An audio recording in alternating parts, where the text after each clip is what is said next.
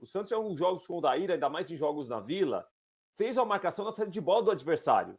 E fez muito bem contra o Bahia pelo Brasileiro, na Copa do Brasil foi um outro jogo.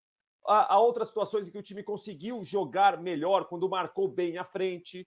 Só que enfrentaria um time muito treinado para sair de uma pressão na saída de bola, para sair de uma possível marcação a partir ali do meio-campo, mais na intermediária.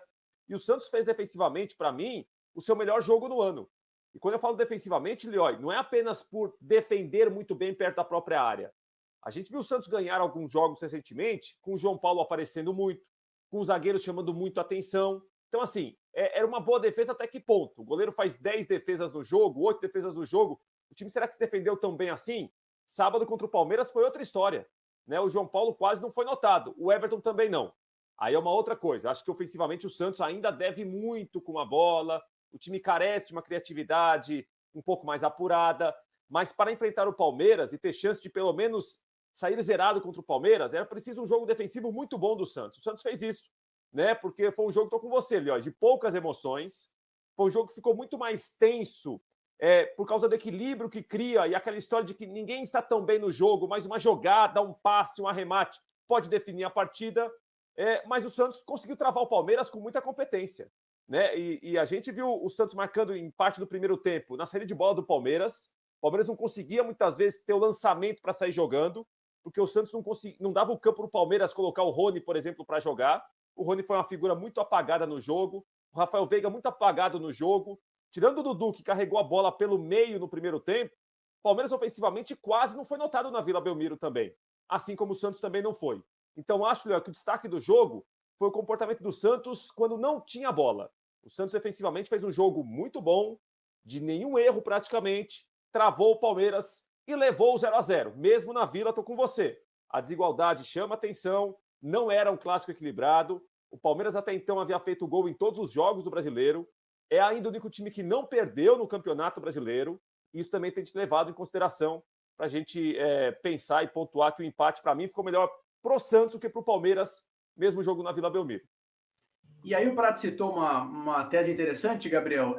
A gente costuma sempre olhar um jogo de um lado, né? Olha, o Palmeiras perdeu, o Palmeiras não jogou bem. Ou lá o Santista foi lá e olha, não, o Santos jogou muito bem. E esquece que talvez o Palmeiras tenha jogado tão bem. Né? Mas eu acho que a gente tem que destacar isso, né? Que o Santos conseguiu travar o Palmeiras, houve essa dificuldade do Palmeiras no jogo e foi até falado isso em entrevista coletiva após a partida, que o Palmeiras não entendeu o que o jogo pedia, então isso é mérito do adversário, mérito do Santos. E ao mesmo tempo, Gabriel, como que a gente cobra um time como o Palmeiras, né? Que já está bem encaminhado na Copa do Brasil, está bem encaminhado na Libertadores, esse jogo importante, talvez aí, fundamental para se classificar nessa quarta-feira. Ainda é o vice-líder, né? Só 3 pontos do Botafogo. Dá para cobrar alguma coisa quando o time não joga bem? É normal? O que você pode falar, Gabriel? Não, eu acho que, as cobranças elas têm que ser pontuais, né, em relação ao jogo mesmo, né, não adianta grandes teses sobre um jogo no qual as coisas não funcionaram, né. Que nem eu cheguei a ver conseguiu aí? Eh, eu cheguei a ver algumas análises assim que: "Ah, o Palmeiras não ganhou, portanto estava cansado". A maratona do Palmeiras é a maratona de todos, gente. Pode ter um deslocamento maior ou menor, mas acho até condescendente com os adversários chegar e falar assim: "Ó, cansado. Por isso o adversário. Não, o Santos foi bem. Qual é o problema de reconhecer que o Santos foi bem? Nenhum problema. E qual é o problema de reconhecer que o Palmeiras foi mal nesse jogo? Nesse jogo não deu para o Palmeiras. Aliás, até para a gente entender o que significou tudo isso dentro da temporada do Palmeiras, eu queria que você colocasse para a gente aí, Lio, aquela arte sobre o número de finalizações do Palmeiras no ano, eh, os jogos com menos finalizações em 2023. São esses, ó, Santos e Palmeiras, 0-0 com apenas 8 finalizações palmeirenses e uma correta em todo o jogo.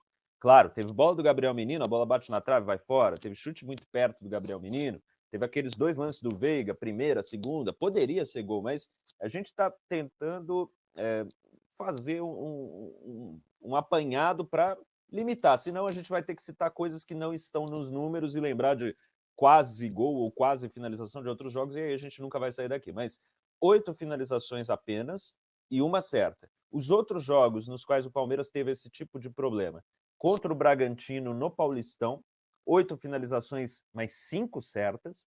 Contra o Água Santa, na fase todos contra todos, que foi até o jogo em Diadema, 9 finalizações, 2 certas, e o Palmeiras ganhou contra o Bragantino e o Água Santa. E o outro jogo é na altitude contra o Bolívar, time reserva, né? 9 finalizações e 4 certas. Então, tudo isso para enaltecer o Santos e falar que, mesmo quando o Palmeiras de repente não criou tanto, não foi tão bem, ainda assim ele ganhou jogos.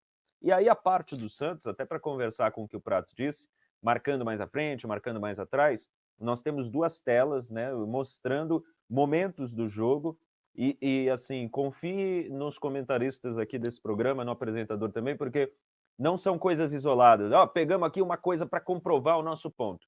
Normalmente a gente pega coisas que se repetiram, mas a gente precisa escolher né, uma imagem, um recorte, né? Isso aconteceu durante boa parte do jogo, mais no primeiro tempo do que no segundo tempo, essa cena que nós estamos vendo, que é o seguinte: o Palmeiras tem a bola e o Santos está com 4 jogadores marcando a saída de bola do Palmeiras.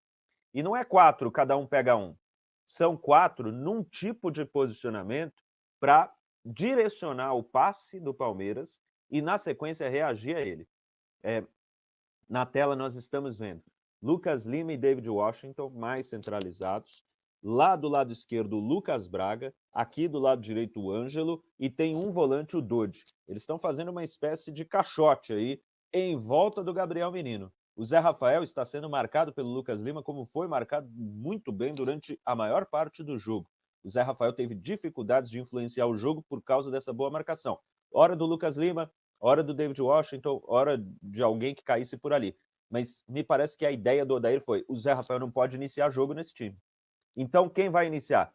Vai iniciar um dos zagueiros, vai iniciar o outro zagueiro, vai iniciar o lateral. O Zé Rafael não. E esse passe para o Gabriel Menino, ele ficou meio óbvio, né? E foi percebido pelo Palmeiras, mas também foi percebido pelo David Washington nesse lance. Inclusive, ele dá um carrinho e a bola sobra para o outro volante, Rodrigo Fernandes, que não está na imagem, mas que está pronto para sair lá de trás e encurtar no Gabriel Menino. Então, isso daí é treinado, né? E isso foi bem executado pelo Santos. Agora, se o Palmeiras, de repente, passa dessa primeira pressão, há um plano também. E aí a gente vai para a segunda imagem, que mostra como o Santos esteve compacto e atento às ações do Palmeiras com bola. Até no relógio aí está mostrando, né, que eu tirei a tela do Premier Play, 43 minutos, é inclusive um lance posterior, não, anterior àquele da marcação mais adiantada. Mas eu só coloquei aqui mais à frente, mais atrás. Não é o mesmo lance, esse é outro lance. E aí nós temos, né, todos os jogadores do Santos nessa tela. E se a gente fizer um raciocínio, assim, um cálculo bem meia boca, dá para falar que tem 20 metros aí, né? É mais ou menos porque cada faixa do campo, né, do gramado, tem mais ou menos 5 metros, 5 e pouco. Num gramado de 105, você tem mais ou menos 10 faixinhas até o meio de campo e mais 10 do meio de campo até o outro campo. Então, contando do primeiro jogador do Santos, o mais recuado, que é o Joaquim, até o mais avançado, que nesse momento é o Lucas Lima, dá para contar aí 4 faixinhas e meia. Então tem 20 metros, todo o time do Santos em 20 metros. E notem que não é tanto sobre linha de 4, linha de 5, porque aqui embaixo está o Gabriel Inocêncio, e ele é lateral, ele saiu da posição. É mais sobre muita gente onde estão os jogadores do Palmeiras. E a coisa não andou para o Palmeiras. Aqui nesse lance, o Gabriel Menino tenta um cruzamento, mas a bola não vai, não chega onde precisa. E dessa forma, o Santos controlou também inversão de jogada, cruzamento para a área, cedeu muito pouco ao Palmeiras. Então, o resultado ele não é bom, porque realmente faltou a segunda parte, né? De atacar mais, de finalizar mais. Mas a aplicação defensiva, esses conceitos aqui que eu citei bem superficialmente, até porque não tenho o conhecimento necessário para falar de forma mais aprofundada, tudo isso eu acho que gera boas impressões sobre esse momento do trabalho do Odair Hellmann com o Santos.